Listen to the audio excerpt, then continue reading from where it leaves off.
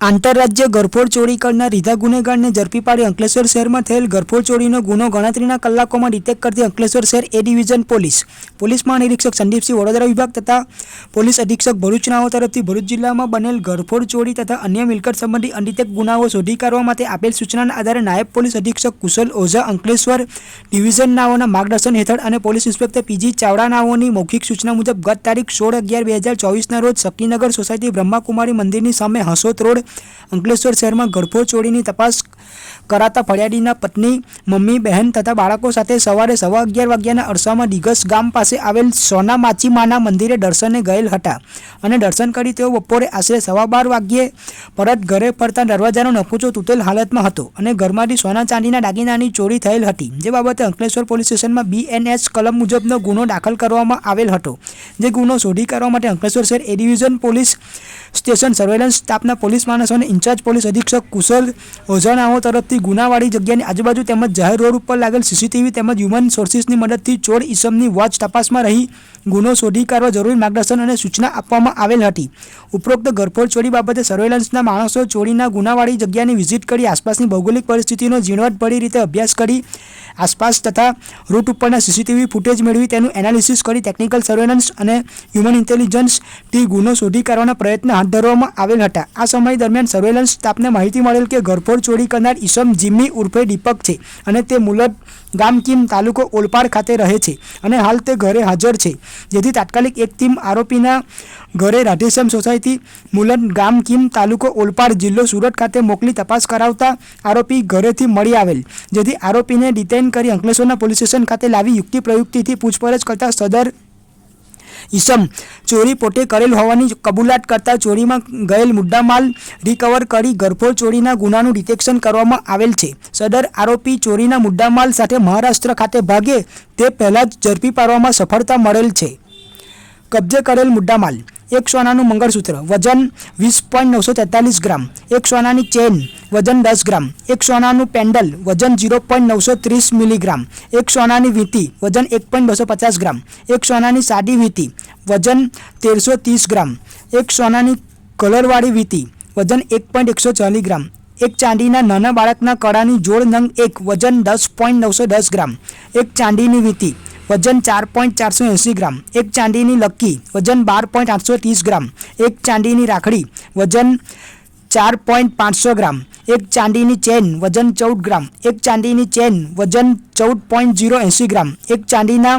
નજીરિયાની જોડ નંગ 1 વજન 2 ગ્રામ, એક Bajaj Pulsar motorcycle registration number MH39AH 2002 કિંમત ₹40,000. ઉપરોક્ત દાગીના પૈકી સોનાના દાગીના વજન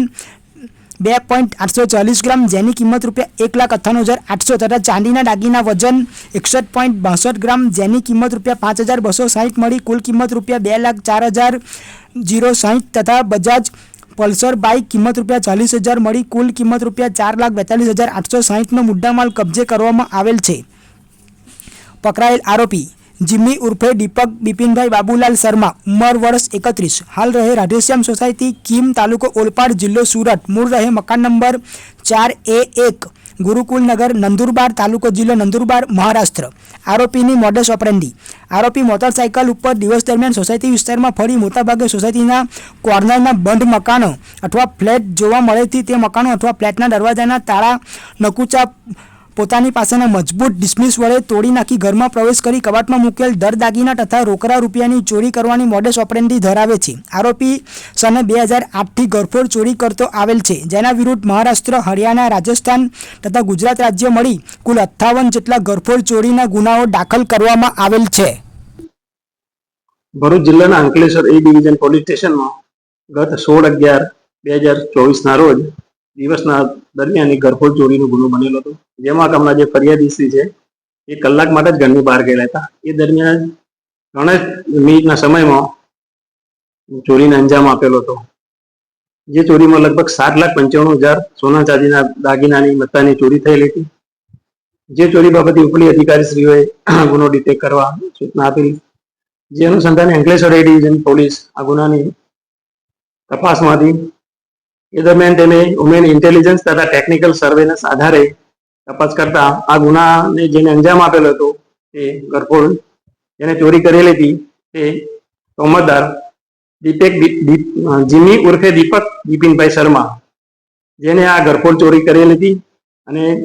જેને આ ગુનાની કબૂલાત કરતા ગુનાના કામે અંકલેશ્વર એ ડિવિઝન પોલીસે તોમતદારને અટક કરેલો હતો.